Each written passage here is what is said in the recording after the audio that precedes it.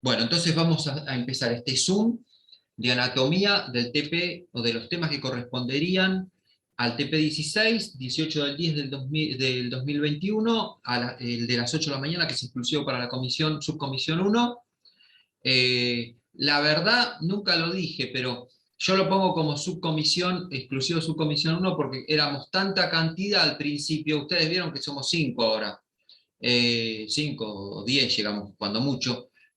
Siempre lo puse exclusivo para que tengan prioridad y aparte porque como son el grupo del foro número 1, 1A, lo puse como exclusivo, pero no me molestaba si entraba cualquier otra persona que sea de anatomía, ¿no? Indudablemente.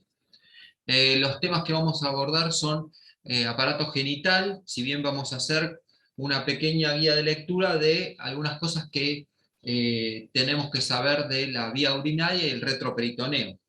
Como en el retroperitoneo habíamos dicho ya la división del retroperitoneo a la otra vuelta, los límites y demás, hay una porción central y una porción lateral, nosotros justamente la vía urinaria o el aparato urinario abarca los laterales del retroperitoneo, por eso lo volvemos a como, no sé si decir repasar, pero sí vamos a enumerar algunas cuestiones de los objetivos. Entonces nos pide que en la vía urinaria y el retroperitoneo, que enumeremos los órganos que constituyen el aparato urinario, ya sabemos, una forma esquemática para nuestra, o una forma para cuando tengamos el coloquio, cuando estemos hablando o explicando el tema, decimos que hay una, del aparato urinario, una porción que es secretora, entendiendo como función secretora una de las funciones del riñón. Justamente los riñones van a ser la porción secretora, una parte conductora que van a ser los uréteres, una, una porción colectora que vamos a decir que se va a denominar vejiga, y otra porción excretora que va a estar representada por la uretra femenina o masculina, y esos serían nuestros constituyentes del aparato urinario. Eso sería enumerarlos. Eso es enumerar básicamente, decir cómo está constituido el aparato urinario. Definir la vía urinaria y mencionar los órganos que lo constituyen.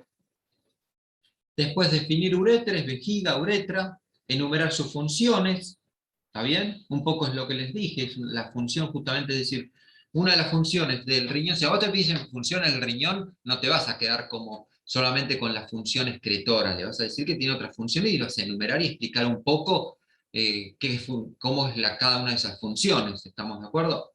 Como órgano endocrino, como órgano, digamos, excretor, entre algunas otras que puede tener justamente el, lo que sería el riñón, y también podemos decir, como si bien está imbuida lo que es el órgano secretor como órgano endocrino, por el sistema renina-angiotensina-aldosterona, también está, ese sistema renina-angiotensina-aldosterona también va a controlar la tensión arterial. ¿Estamos de acuerdo? Por eso el cardiólogo trabaja en el corazón, pero también trabaja teniendo en cuenta los riñones, porque están íntimamente relacionados con la tensión arterial. Y no dije presión arterial, dije tensión arterial. Así en el equipo de salud no se habla de presión. Cuando hablas con el paciente, sí, ¿cuánta presión tuviste? ¿Te estás tomando la presión? Pero entre colegas se dice tensión arterial, porque la presión, la tensión es una fuerza perpendicular al vaso, que es lo que vos con el tensiómetro estás tomando. Bien, mientras que presión es la presión que está dentro del vaso, y que la presión varía en el centro del vaso y en las periferias del vaso. Pero bueno, eso es fisiología, eso no importa ahora. Pero está bueno empezar a desasnarse de cuestiones, diríamos, que uno a veces las usa coloquialmente o con los pacientes, pero entre colegas queda muy mal decir presión, se dice tensión arterial. Bueno, definir uréter, vejiga y uretra, enumerar sus funciones, reconocer y describir la anatomía e histología. La parte histología, recuerden que se maneja con los objetivos que fue enumerando y cómo lo describe Efraín en sus videos. También lo que sería la histología de todo, ¿no? Como lo fue mencionando Efraín, de lo que es los riñones, la histología del uréter, la histología de la uretra, la histología de la vejiga. Recuerden que hay mucho, lo que es la vejiga, tenemos un músculo que es justamente dos clases de músculo, bueno, eso lo habrá hablado Efraín, no me quiero meter en los temas que él habla, y describir las relaciones de la uretra, la vejiga y lo que es el uréter, ¿no? Y recuerden que los uréteres tienen una longitud menor, una longitud uno es mayor que el otro, y que las relaciones por tener una longitud mayor y por la disposición que adopta van a ser diferentes. Eso sepan las relaciones que tiene, y las porciones que tiene el uréter, por ejemplo. ¿Qué porciones tiene el uréter? Bueno, tiene una porción abdominal, una que toma relación con los vasos, ilíaca, una pélvica y una intramural. ¿Estamos de acuerdo? Desde el punto de vista macroscópico. Entonces eso también ténganlo presente. Pero más o menos, teniendo en cuenta estos objetivos, desde el punto de vista anatómico estarían cubiertos. ¿Estamos de acuerdo? Recuerden que el aparato urinario es muy importante, y habíamos dicho sobre todo el riñón para ustedes por la cuestión de las patologías preponderantes, que era, por ejemplo, la diabetes, entre otras. ¿Estamos de acuerdo? Eh, entonces, eso tengan en cuenta, muy en cuenta eso.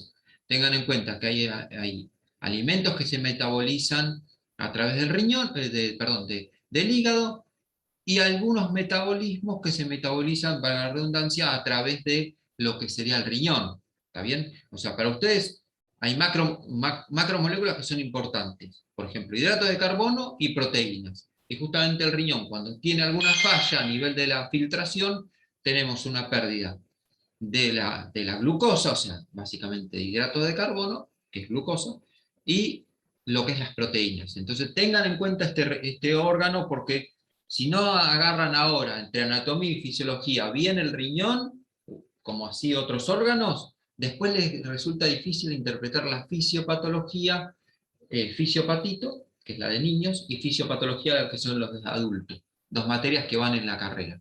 ¿Está bien? Y después cuando llegan a la clínica, llegan a hacer las prácticas, eh, están muy descolgados. ¿Estamos de acuerdo? O si no, tenés que hacer lo que pasa, habitualmente igual pasa, tenés que empezar a estudiar temas de anatomía y de fisiología que no te acordás nada cuando estás ejerciendo o haciendo la práctica para recibirte. Y sobre todo, igual cuando ya ejerces siempre tenés que estudiar, repasar cosas. Pero bueno, la idea es tratar de llevarse el mayor conocimiento posible que sirva, más allá de aprobar la materia. Ese es el primer objetivo que tenemos todo estudiante. Pero después tratar de agarrar los temas claves para cuando tenga que yo llegar a tercero, cuarto o ya recibido, no tener que estar estudiando como un tonto temas de primer año. Esa es la idea, diríamos.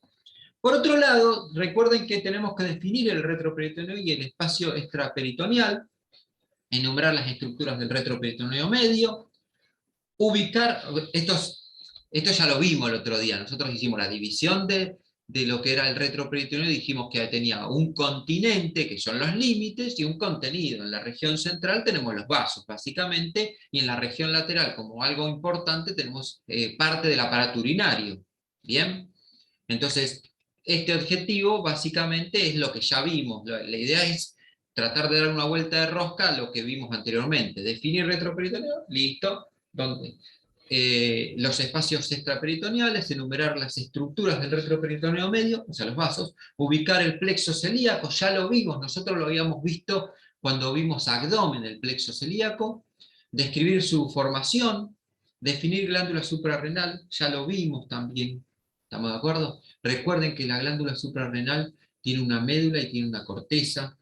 Si bien uno tiene que saber la anatomía, está bien que es fácil, quiero decir, la anatomía de la glándula, es dónde está ubicada, qué forma tiene, esto y lo otro, lo más importante desde el punto de vista fisiológico, histopatológico, nutricional y demás, es la parte histológica, básicamente, donde decís que tenés una médula, que es como si fuese un ganglio, diríamos, simpático, está bien, porque secreta adrenalina y noradrenalina, y que en la parte periférica tiene tres capas, la glofa-reti, glomerular, fascicular y reticular, que cada una de ellas secreta ciertas sustancias, hormonas estoy diciendo, y que van a interactuar o intervenir en distintos procesos, como ser desde la regulación de la presión arterial hasta el metabolismo de las macromoléculas. Bien, entonces es importantísima para ustedes la glándula suprarrenal. Nosotros el otro día la vimos desde un punto de vista anatómico, pero también una anatomía radiológica, donde se ubicaba, qué forma tenía. Bien, o sea, la parte anatómica es relativamente sencilla, la parte, diríamos, más donde se desarrolla más es en la parte histológica, y porque eso les va a servir para la fisiología en su futuro. Ya la vieron en fisiología, ya está terminando la materia también, pero cuando vean patologías, el Addison, el Cushing, todas esas patologías que le va a sonar en fisiopatología y en la carrera, ustedes ya cuando digan esa patología afecta a tal glándula y ya sabes que te puede estar tocando un tema muy cercano a vos, que es justamente el metabolismo de las macromoléculas. ¿Bien? Bueno, mencionar su ubicación, relaciones, vascularización, inervación, bueno, es sencillo eso relativamente. Bueno, a ver, acá les dejé un cuadrito, les puse del PRO, ¿sí? Seguimos usando la bibliografía de PRO para que como que unifiquemos los conceptos. Los elementos retroperitoneales, fíjate que tenés cómo los clasifico, primariamente retroperitoneales y extraperitoneales. Son retroperitoneales desde el momento de su formación, y lo dividimos también en secundarios, retroperitoneales durante el desarrollo de los órganos, pierden su meso, ¿está bien? Dentro de los principalmente o primariamente retroperitoneales tenemos las vísceras, las glándulas suprarrenales, derecha e izquierda, riñón derecho e izquierdo, uréter derecho e izquierdo. Esas serían nuestras vísceras, justamente primariamente retroperitoneales. Mientras que las secundarias son el páncreas. ¿Se acuerdan que el páncreas tiene una disposición, diríamos, de anterior, sería de derecha a izquierda, de abajo hacia arriba, y es como una flecha que va hacia el vaso. ¿Estamos de acuerdo? Eso ténganlo presente. Y fíjate, el páncreas, porción descendente del duodeno, porción horizontal del duodeno, esto que son secundarias retroperitoneales, dice, durante el desarrollo, estos órganos pierden sus mesos. ¿Se acuerdan que hay unas porciones del páncreas que están acoladas, que están pegadas? ¿Está bien? Y hay otras que no, ¿no? Bueno, fíjense, acá tenés cabeza de páncreas, fundamentalmente, cabeza y cuerpo. La porción descendente sería la segunda porción del duodeno. La porción horizontal, ¿está bien? Del duodeno, la parte de la porción ascendente del duodeno.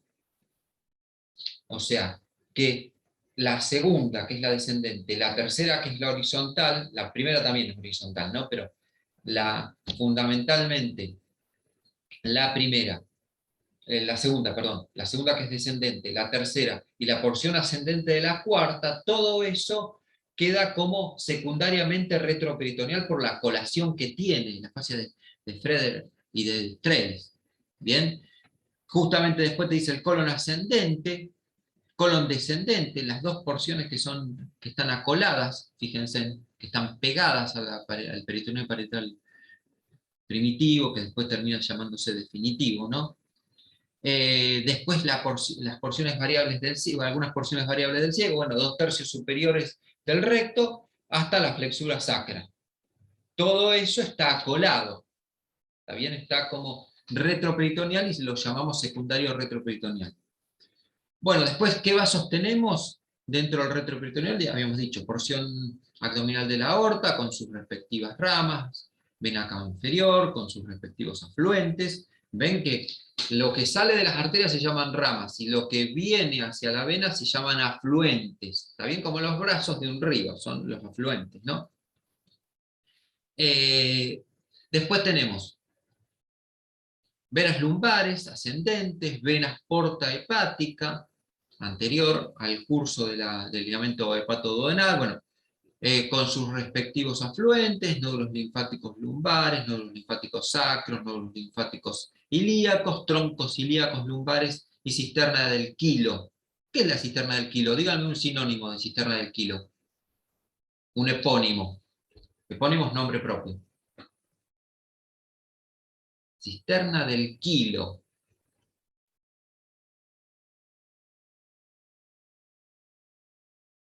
Dale, Agustina, dale. No sé, profe, la ampolla rectal. No, la cisterna del quilo es la cisterna de Pequet. Ah, no, no sabía. La de Pequet, la que es donde comienza el conducto torácico. Bien, perfecto.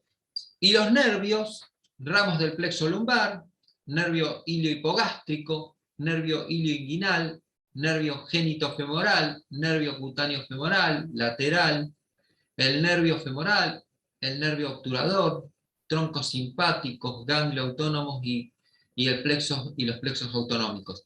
O sea, fíjense que todo esto que vemos acá son ramas que van a formar el plexo lumbar. Nos quedan 10 minutos, cualquier cosa nos volvemos a conectar con el mismo link. O sea, dicho de otra manera, lo que ustedes ya conocen, estamos viendo que como nervios tenemos los plexos. Tenemos en el retroperitoneal, estoy hablando, ¿no? El plexo celíaco, el plexo justamente, el plexo solar, ¿está bien? Que es el celíaco, y el plexo de mesentérica superior. Tenemos, por otro lado, tenemos todo lo que son las ramas que van a formar el plexo lumbar, tenemos el sistema, los ganglios parasimpático vertebrales, del sistema simpático. Entonces, todo eso ustedes ya lo conocen, todo esto. Es una forma de describirlo diferente, quizás. ¿Está bien?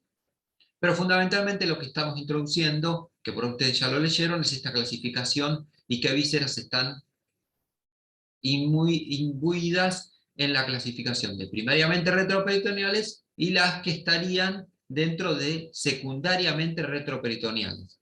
Bien, y acá explica bien, por eso le puse a qué nos referimos con primarias y a qué nos referimos con secundarias. Bien. Bueno, repaso de lo que dijimos anteriormente, de la clase pasada, como quien dice, o del práctico pasado. Dijimos que teníamos que saber definir el riñón, reconocer y describir la anatomía del riñón, describir el ilio y el pedículo renal, describir las relaciones de las diferentes porciones del riñón, enumerar sus funciones. Les reitero, segmentación, no hay que saber segmentación, ni hepática, ni segmentación esplénica, ni segmentación renal. Ninguna de ellas. A ustedes no les toca eso. ¿Está bien? Y si me olvido, les cuento ahora. No tienen que saber tampoco los lóbulos de la próstata. Tampoco. ¿Estamos de acuerdo? Se los digo, disculpen que lo digo en otro lugar, pero para que no me olvide, y si, ya que me acordé, se los digo ya. ¿Bien? Recuerden siempre presentar el preparado por si hay alguien que les toma una imagen o lo que sea en algún momento de su vida, acá en anatomía o donde sea, siempre presentar el dibujo o el preparado. Es una vista anterior, esto es superior, esto es inferior, esto es externo y esto es interno. Digo que es interno porque aquí veo el hilio del órgano y ingresando su pedículo. Digo que esto es superior porque aquí observo la glándula suprarrenal. Siempre hay que justificar. ¿Estamos de acuerdo? Y la única manera de que esto de que esto es superior porque tengo la glándula acá y esto es interno porque veo el pedículo, la única manera de poner esto en su posición y decir que esto es riñón derecho, la única manera es que esto sea una vista anterior. Ustedes después hagan la práctica, si yo esto lo doy vuelta, no puede ser, si esto digo que está la glándula suprarrenal y esto es superior y esto es interno, si yo lo daría vuelta, no puede ser una vista posterior. ¿Estamos de acuerdo? ¿Estamos? No sé si quedó muy clara la explicación. Acá lo tenemos vista posterior. Cuando yo lo miro desde atrás, vamos a decirlo así, y esto es superior y esto es interno, la única manera de que un riñón derecho se vea de esta forma es que lo esté viendo de atrás. Esto sea externo, esto sea interno, esto superior y esto inferior, con la justificación de superior y interno que dijimos anteriormente, la única manera de que se vea el órgano así y que sea derecho es que yo esté viéndolo desde atrás. ¿Está bien? Lo que estamos viendo acá que yo les decía la otra vuelta, ¿se acuerdan que es un órgano macizo el riñón? Y lo voy a describir de la periferia hacia el centro. ¿Estamos? A diferencia de un órgano hueco, se describe de la luz a la periferia.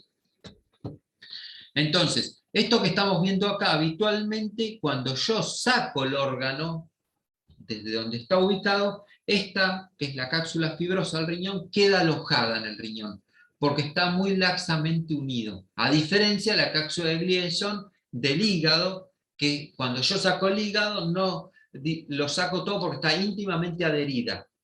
Por eso la cápsula de Gliesson, y esto se explica un par de cosas, cuando por ejemplo yo tengo un traumatismo grande de hígado, que sangra el hígado, la sangre en un principio, no sé que se lacere, si se lacera se lastima, se rompe, pero si no se rompe la cápsula de Gliesson, la sangre que pueda estar generándose en la periferia va a quedar contenida entre la cápsula de Gliesson y lo que es el parénquima hepático, vamos a decirlo así. Entonces, ¿qué va a provocar eso? Aumento de la presión. Entonces el hígado va a doler. ¿Estamos de acuerdo? En cambio, en el riñón lo que pasa es que se puede acumular, puede ser que duela porque hay nervios y demás, ¿está bien? Pero este se puede descapsular fácilmente y el hígado no. ¿Estamos de acuerdo? Eso ténganlo presente. Bueno, recuerden cómo está constituido el pedículo porque es tomable. Bien, recuerden siempre describir que es un órgano que tiene un polo superior, un polo inferior, que tiene un borde externo, un borde interno. En el borde interno justamente vemos el ingreso, vemos el ilio, que es el lugar del órgano, ingresando el pedículo en el ilio del órgano. ¿Bien? Tiene una cara anterior y una cara posterior, que era lo que charlamos la otra vuelta, cómo presentar este órgano.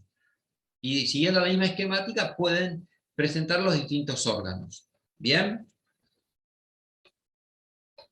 Bueno, sigamos entonces.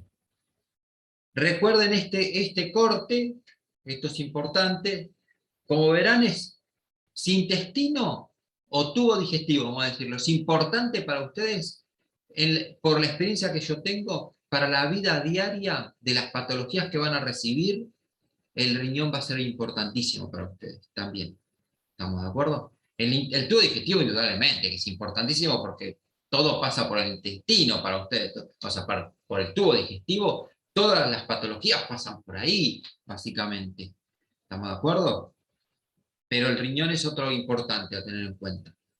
El corazón va a ser importante también, ¿no? Porque las dietas hiposódicas para un cardiópata, bueno, también, pero bueno, eh, son algunos órganos que son, o aparatos que son muy importantes. El urinario es importante, sobre todo riñón.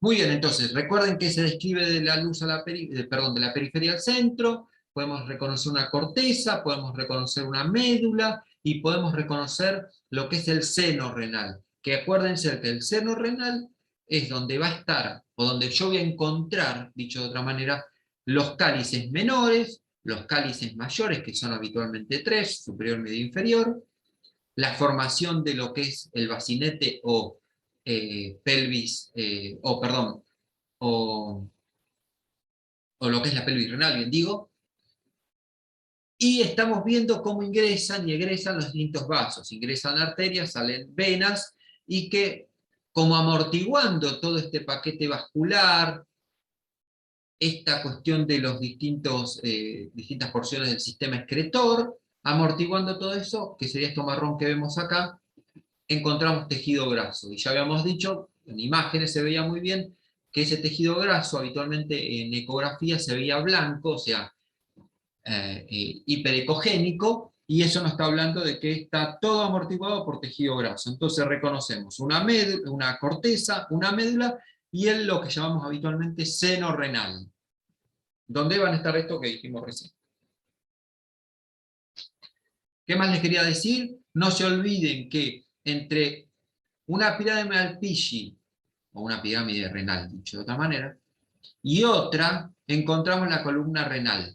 ¿Estamos de acuerdo? Y acá, hasta acá nos quedamos como quien dice en anatomía. Después todo lo demás es histología. ¿Estamos de acuerdo? Es histología. Bueno, no me voy a meter en histología. Y listo, hasta ahí estamos, como un repaso rápido de lo que sí o sí hay que manejar. Profe, Sí, escucho. ¿el seno renal es lo mismo que la celda renal? No, la celda renal es a donde está contenido el riñón. Fíjate acá yo justo puse eso. Es todo lo que estaría donde está alojado el riñón en el retroperitoneo. A ver si vemos la celda renal es donde estaría metido el riñón, inmerso, que de hecho la celda renal También hay hay tejido tejido graso. claro. Exactamente. Ah, por eso me confundí. Está bien. Exacto.